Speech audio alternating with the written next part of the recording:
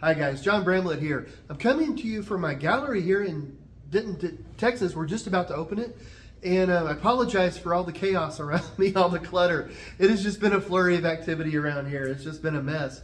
But I suppose if you're a fan of art and art making, you're probably used to a little artistic chaos coming into your life from time to time. So maybe it's okay. But I just wanted to reach out to you because I'm so excited for this November, and the Texas Art Education Association Conference is just going to be a blast. I can't wait to meet everybody and to share my story of how art really saved me. You know, I was a person who did art before I lost my eyesight, and then I thought art was gone forever. And I found a way to get back into art, into painting, and that completely changed everything for my life. My life is more colorful, and I'm more happy today than I've ever been in my life, even with a sight loss, and it's all thanks to art.